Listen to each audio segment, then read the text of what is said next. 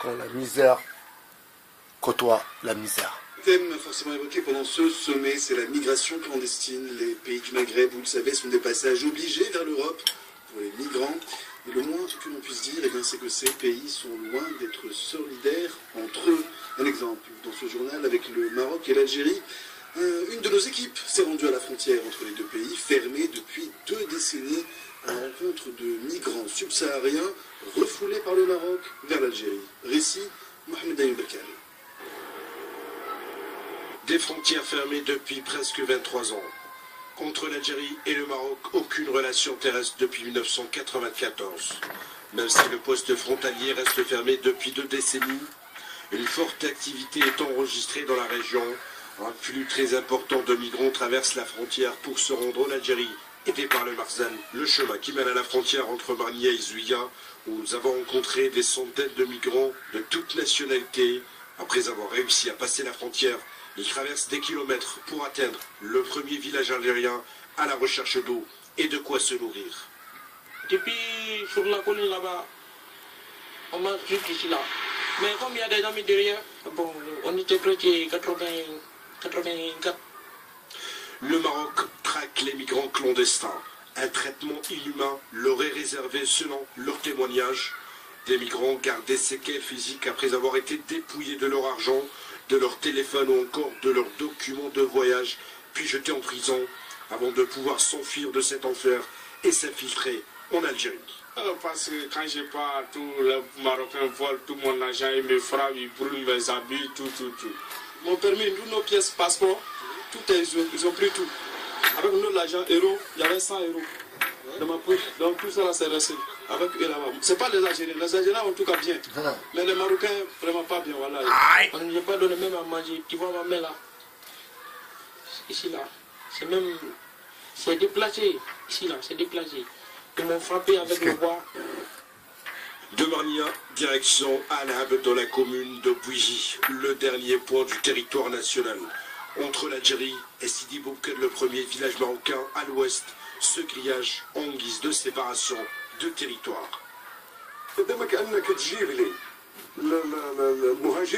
Ils sont en train de regrouper tous les clandestins et ils les déposent tout au long de la frontière algéro-marocaine de Tindouf à Marsad al-Miridi dans le seul but de nuire à l'Algérie.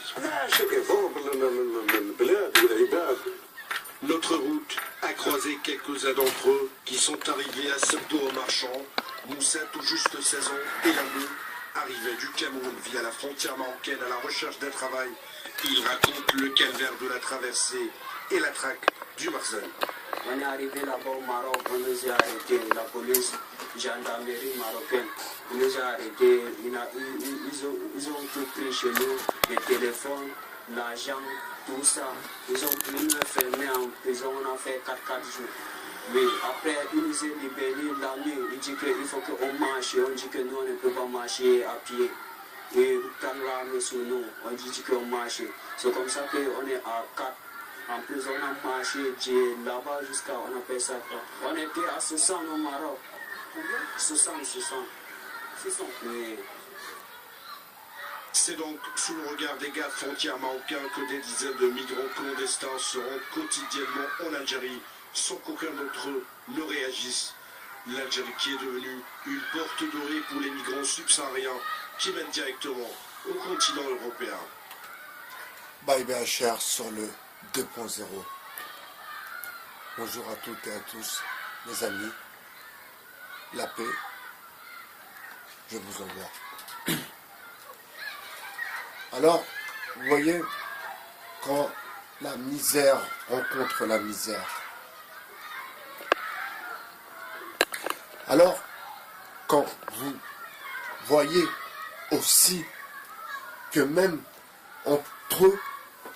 entre la moitié de moi-même, eh bien, la solidarité est absente. C'est un signe que la coordination, si vous voulez, la cohésion des États, même entre eux, même l'Algérie, le Maroc, par exemple, qui prennent des migrants les maltraitent, les dépouillent, leur mettent un coup de pompe, et puis, ma foi, beaucoup de petits jeunes sont passés par cet enfer.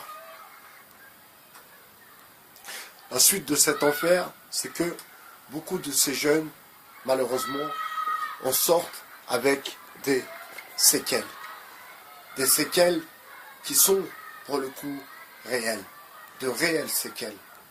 De réels problèmes psychologiques dus à ce parcours du combattant pour pouvoir arriver en Europe et, ma foi, se retrouver sur un vélo à livrer une apple pie à des bobos. Vous comprenez? Donc, vraiment, cette crise migratoire doit, à nous, en tant que Français ou Européens, on doit prendre conscience réellement, justement, que nous avons la chance d'être dans un pays, ma foi, démocrate, un pays où, eh bien, on donne quand même de l'importance à l'être humain. Alors, je ne dis pas que les autres pays, en l'occurrence, que les Africains ne donnent pas d'importance à l'être humain, mais mon simple avis, je pense qu'ils en donnent beaucoup moins que les Européens. Et ma foi, le paradoxe est là. Des pays qui sont à 70-80%, voire musulmans, et qui maltraitent ainsi leurs frères, qui maltraitent ainsi leurs frères, leurs sœurs, excusez-moi. Et vous voyez, tous ces jeunes qui partent et qui prennent la route sont en majorité des hommes. Des hommes qui partent et qui laissent des villages sans femmes ou avec des femmes qui vraiment subissent pour pouvoir s'en sortir. Et parfois, quand le mari a réussi à arranger un peu sa situation et qu'il retourne au pays, eh bien, parfois, la femme a des enfants qui ne sont pas les siens. Vous comprenez?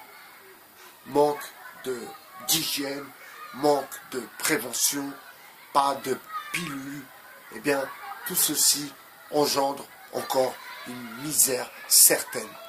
Une misère que l'on peut voir simplement ici, vous voyez, simplement ici, dans un pays comme le nôtre, ma foi, bien développé, avec toutes les infrastructures adéquates, mais cette misère est d'une autre façon, d'une autre manière, ici, visible aussi.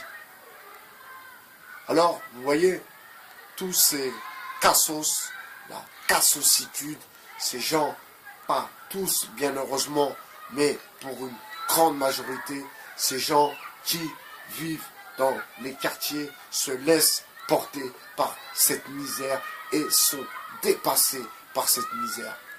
Et puis, ma foi, le bout du tunnel, souvent, est la drogue, l'alcool, les incarcérations, les mariages blancs et toutes ces conneries. Alors, vous savez, ce qui me fait mal, comme je l'ai dit tout à l'heure, c'est que même si ce sont des gens qui viennent d'Afrique noire, ce sont des musulmans, eh bien, vous voyez, le Maroc et l'Algérie se les renvoient, se les rejettent comme une sale maladie. Alors que, dans le fond, le médicament, eh bien, c'est juste un peu d'écoute, un peu de confort et de réconfort. Mais non, ils en décident autrement et tout ça aussi à cause de Bruxelles, bien sûr, à cause de George Soros, qui est aussi à la base de toute cette migration.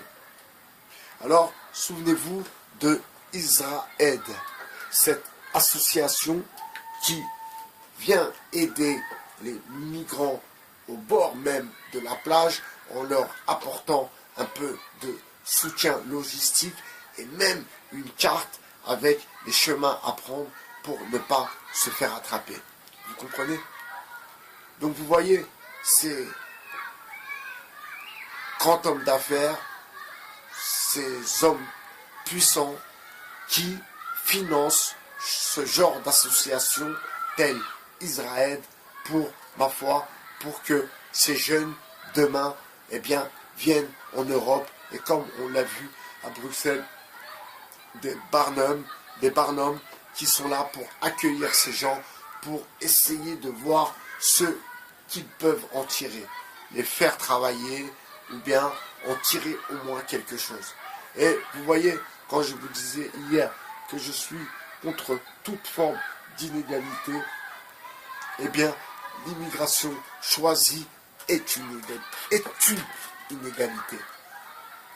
Ça ne veut pas dire que ce n'est pas parce que l'individu a fait des hautes études, excusez-moi, qu'il va pour le coup mieux s'intégrer, qu'il va pour le coup aussi se sentir plus français que les Français ou plus intègre que ceux qui viennent d'arriver. Cela ne veut rien dire car tout est dans le cœur. Tout est une histoire de cœur, comme le départ, comme à l'arrivée. Alors, tout à l'heure, je regardais aussi un documentaire sur les mariages blancs, les mariages gris, et je repensais à ces brouteurs qui, ma foi, ont trouvé une occupation, un but lucratif, c'est-à-dire de trouver des armes sensibles, des armes en perdition pour pouvoir leur proposer une soi-disant affaire, histoire d'amour, mais qui n'existe, ma foi, nulle part. L'arnaque au mariage, l'arnaque à la pièce d'identité, l'arnaque aux documents, c'est une histoire de cœur.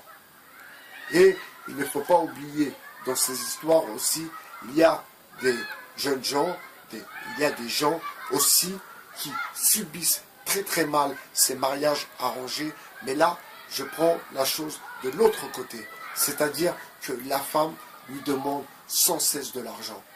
Pourtant, il a répondu, il a payé cette femme pour pouvoir faire ce mariage, mais elle abuse et lui demande toujours plus.